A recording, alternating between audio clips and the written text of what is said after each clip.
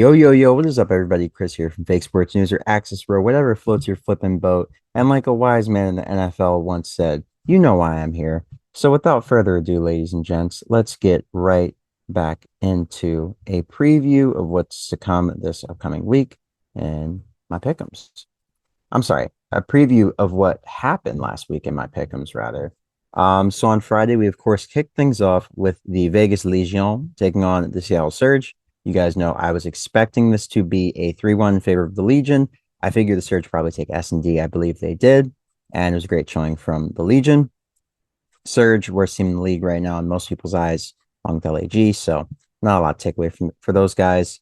Roster change just kind of screwed them over. Not sure what's going on with Illy still, but we'll see.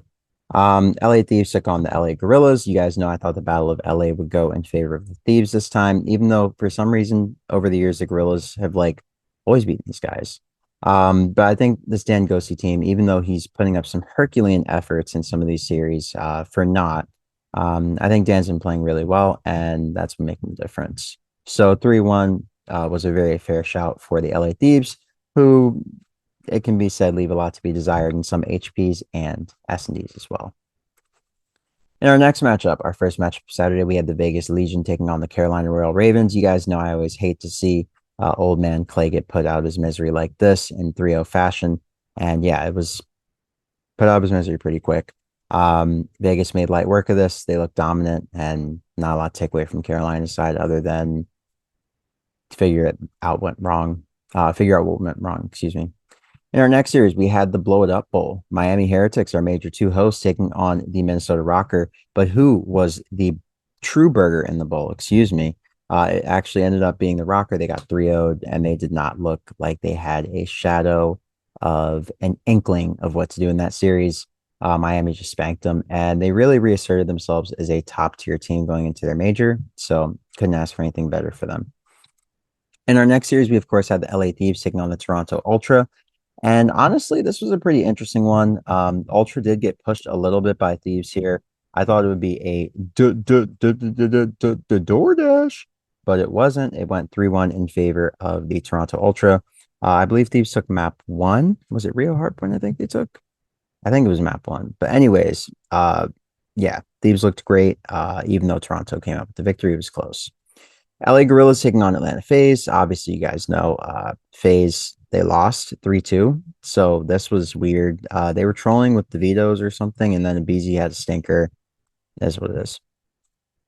In our next series, we have the Boston Breach taking on the Seattle Surge. Boston, of course, took the dub 3-0 over Seattle, and they waxed them. So there it is. In our last series of the weekend, we, of course, had the New York Subliners taking on Optic Texas. You guys know I thought Optic would put up a valiant effort, but just fall short. Just because I felt like Subliners were more dominant in the respawns, but wow, they really heard me and they had something to say about it. So Optic looked great in this series. They actually got a game 5 round 11 victory. And yeah, Optic looked absolutely incredible going into the major. Now they are currently sat 7-0. And with that in mind, so here we go. All right, I'm back, ladies and gentlemen. So here are my CDL Major 2 power rankings going into our event in beautiful Miami, Florida, hosted by the Miami Heretics. If you are going, be sure to have a good time, travel safe, be sure to drink responsibly if you will be drinking at the event, and anything else you get into, be safe. Miami is a big city. Big cities have big city problems. So yeah, looking at it, I ranked all the teams. So just to give you guys a quick key, the Major 1 placement of each team is coded as MP. That is the first row in the top. The CDL points of each team and their respective standing and the standings is also quantified as the second metric. And my expected, my expected placement at Major 2 is I reuse the projected seed metric and just change it to the expected like placement. So basically, without further ado, let's look at all the results looking from stage 1 to now for each team and what's changed. So looking at Faze, they of course placed second at stage 1. And in stage 2, it seems like online in their series, they were really going back to the drawing board and correcting a lot of their weaker maps and a lot of the issues that they would have, breaking maps, different things, setups, all that. So, from my understanding, that's how Faze decided to rebound and attack the question of how do we approach Major 2. And it's paid dividends for them. They looked really good in the stage, despite a couple interesting losses, one to Subliners, one to Guerillas. Um, I still have them as the favorites to win it all, just because it's Straws and the boys. Hard to count against those guys, especially since Straws has been one of the best players in CDL for the last few years, and his ice is unmatched. So I expect them to walk out of Major 2 as the champs. Anything less would be somewhat of a disappointment for me. Hashtag biased. But yeah. So on to our next team, the New York Subliners. They are reeling from a really tough top 12 placement at Major 1. And they responded incredibly well in stage 2. They, of course, are currently number 4 in our leaderboard in terms of overall CDL point standings. But excuse me, they went 6-1 in the Major 2 qualifiers, which made them the overall second seed going into the major. So going into Major 2, I expect them to get second place. To me, they are the second best team in this game right now, just based on what I've seen and the head-to-head that they had against Faze. There's something with the Toronto boys. I'm not sure if they're just not enjoying the game, but they seem a little bit off recently. I'm not putting a lot of stock into them right now. I just feel like they're not at their normal, uh, I guess, level of dominance. So with that in mind, I think New York is primed to potentially get second place at this major. Same with Optic Texas. They could also win it. And just because both teams have been in great form along with the Atlanta Faze. I think Toronto is kind of the odd man out right now, but more on that second. So without further ado, our only undefeated team in Major 5. I'm sorry, Major 5. I'm thinking back to last year when Optic was number 1 seed. They went up against the 8 seed Heretics. They went undefeated in Major 5 quals, and then they got first rounded by Heretics. And did they make a run at Major 5? Anyways, they got first rounded by Heretics. It's just the sync is too crazy. Perfect stage. Heretics round 1, 1 versus 8. Insane upset with the perfect stage on the line. It's just, I don't know. Sorry, I got my wires crossed there. But, anyways, Optic are currently sat third in the overall team standings for the CDL. They, of course, placed third at the major, and I expect them to place third at this major. I just feel like this team is not broken through that ceiling yet, where they are just like one of the top 2 teams. To me, they're top 4, but they're a permanent 3-4, not really 1 or 2 yet. They haven't really struck against what I would say is the clear cut number 1 or 2, which would be the guys who placed 1 and 2 at the major and haven't fallen off since, Toronto and Faze. Haven't beaten either one of those guys yet. So, as they say in WWE, to be the man, you got to beat the man. And New York, they've beaten one of the men, so they are partially the man. Now, on to the last man, Toronto Ultra. They are currently our defending stage 1 champions. They won CDL Major 1 in Boston. And of course, they are currently number 1 in our CDL team standings. But they've definitely faltered quite a bit in this current stage. They, of course, lost to Optic. Yeah, actually, Optic did beat Toronto. So that was a big proving ground for them. And that's why I had Optic as third. That's what I meant to say. So in the head-to-head, Toronto lost to Optic and Faze this stage. Faze 3-0'd them. Optic beat them game 5. Yeah, game 5. So Toronto, they're just having a bit of a rough go of it right now. Of course, they could obviously rebound, look normal, and look great at this major and win it. But as it stands, it just seems like there's something in that camp that's just a little bit amiss.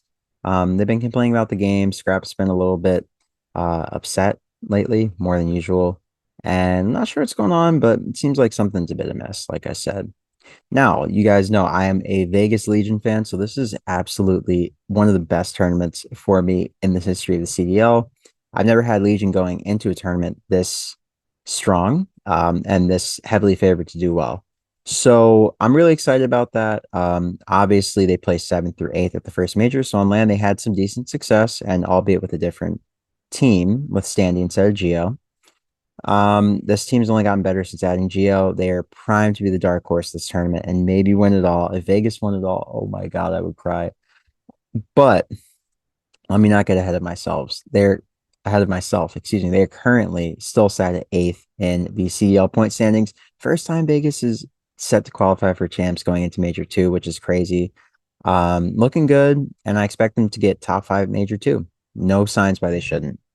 Similarly, the LA Thieves have been cooking, except for that Toronto series that we talked about a minute ago where they got 3-1. But against the lesser teams, everybody below them in this power ranking, they've beaten pretty convincingly when they have had to play them. So I expect the LA Thieves to carry that momentum, obviously reeling from a top 12 finish at the last major, different roster. Team was in a totally different place. They look a lot better now. They're currently sat at sixth in CDL overall standings. So they have a lot of room to improve and a lot of room to really create some distance between some of these bottom teams heading into the later parts of the season where you really want to have those points banked for champs. Now I'm expecting them to get a top six finish at major two. Anything below that would be a bit of a surprise to me just because, like I said, I feel like everybody below them in these standings they beat. And that's usually how I rank these things. Like who realistically could beat them in this circle of, let's say, six. If no one, then they're above everybody. If if they can be beat, who can beat them and who probably beats them the easiest. So I measure the power. In our next slot, we have Miami Heretics at the seventh spot. That's pretty respectable considering how they started the stage. Most of us thought they were the worst team in the CDL. So respectfully moving up 5 spots and finishing 2-5 with the difficulty schedule they had playing Optic, Faze, I believe, Toronto, and I think New York. I think they played all four of the top four. So that's a dub right there, and Toronto, I'm sorry, Miami looked really good in their series against Rokkr. So that gives them the added confidence they really needed against a team that would really be a good metric for how they're actually doing. Top four teams, they're so far gone in comparison to everybody below them. It's not fair. So Miami looks pretty poised to do decently at this tournament. They could definitely make a deep run if they play their cards right. They're starting in winners, so they have fortune on their side already. That Optic matchup for some reason always favors Miami for whatever reason. So they could do something. They're obviously seventh on the CDL standings right now, as you guys can see. And I expect them to play seventh at major too. So lucky sevens for Heretics. Maybe that means a win. Looking at our next team, we have the Boston Breach. Speaking of luck, we got the green. Luck of the Irish. Happy belated St. Patty's Day to anybody who celebrates it. I guess it's more of a general holiday, but why not? It's in the theme. So we have the Boston Breach. They're reeling off a top 12 placement at Major 1. I'm expecting them to get top 8 here. Anywhere in the top 8, I think, is respectable for Breach. They've looked a lot better, but they're still not killers yet. They don't be killing, as they say in basketball. Not yet. So yeah, they're currently 12th in the CDL point standings, which surprised me a little bit, but I think they've only won maybe 4 or 5 series this year total. So in totality, top 12, 4 or 5 series. Yeah, that's all you got, about 50 points. So yeah, Breach, they really need to make something happen here. They're getting to a scary point in the season. They're still the last ranked team in the CDL point standings. So they got to really turn up the mustard and start getting some wins because with all the talent that they have, they should have been beating some of these lesser teams. And yeah, moving on to teams that should be beating lesser teams and aren't. Carolina Royal Ravens, similarly, I have them in ninth place. Not sure what really went wrong this stage. Maybe it's just online cheese. They did pretty well at the last major. They got 7th through 8th, and they beat New York Subliners. So Carolina, they're a land team. Obviously, you want to shrug off the really not great stage that you had. And yeah, I mean, currently you're sat with only, I believe, like 50 points. They're 11th in the standings right now, and I expect them to place top 12. So, yeah, they really got to turn up the mustard if they want to have a good weekend, but expectations are pretty low considering how bad they've looked online. Speaking of teams that looked really bad online, we have the 1-6 Minnesota Rokkr. Yeah, they got fourth at the last major. These guys, new game, new patch, and new team. So that's all that can be said there. They just haven't been able to pull together. They've lost 3 or 4 game fives. They lost to Heretics, and they've lost to everybody else. So Rokkr, God bless. Not sure what needs to be done, but I hope they can do something interesting. Coming off of a fourth place finish at the last major, I would like to see them maintain consistency to some degree. Obviously, they are fifth in the overall point standings, so they have accrued a good amount of points just based on their major one run. I would like to see them keep it up, but right now, as it stands, I have them 10th out of 12. So top 12, not great. Seattle Surge. Not sure what the heck happened to these guys. Obviously, we had the Illy controversy. Not too sure what's going on there. No one's addressed it on the Seattle side or the CDL side. Illy's just mysteriously moved to the bench. No mention, nothing. It's just as if he never even picked up a controller in the first stage of the season. Not sure what's going on there. Hope my guy's okay. Never want to see a player in a bad spot like that. But Seattle are in a rough spot. We have to be honest. I currently have them as the 11th best team in a 12-team league, and I'm expecting them to place top 12 at this upcoming major, which is not good for them considering they placed fifth through sixth at the first major of the season, and they're currently sixth on the CDL point standings. So they have a good amount of points banked up, and as stands right now, they would go to champs. So they've got to figure something out because they have a good foundation here for the rest of the season in terms of champs qualification. And if they can field a good roster, maybe they can win some money. So to close things out and to bring everything to a head, I'm thinking that our last place team will most likely be the LA Guerillas, along with obviously Rokkr, Ravens, and Seattle Surge. We just do top 12 at this point. Um, yeah, so they're currently 10th in point standings. They looked pretty god awful this stage. They also went 1-6. Only victory came against Faze in a weird series that really can't be read into that deeply, based on the fact they were 1-6 and everybody else smoked them. Fifth through sixth at the first major. This team just came into major too, and like Minnesota, new team, in a new patch and basically a new game. So, yeah, guys, that'll just about wrap it up for me in my recap slash slight power ranking slash slight preview of what to expect going into Major 2 in beautiful Miami, Florida. So, yeah, I hope you guys enjoy this video. Hope you have a great morning, noon, or night, wherever you may be on this beautiful planet. Be sure to come back tomorrow for, of course, the Major and my coverage with Dempsey, where we, of course, go through our brackets head to head as always. Me and my duo chopping it up. He's standing on business. He's coming for the green wall. I'm not attached to that. And I'm going to let you guys enjoy the rest of your morning, noon, or night, wherever you may be on this beautiful planet. Like I said before, like Marshawn Lynch said, you know why I'm here. Hope you guys have a great one. And once again, it's Chris from Fake Sports News or Axis Row. Whatever floats your flipping boat, ladies and gentlemen. Now, I'll catch you guys on the next video. Enjoy the major and phase up. Peace.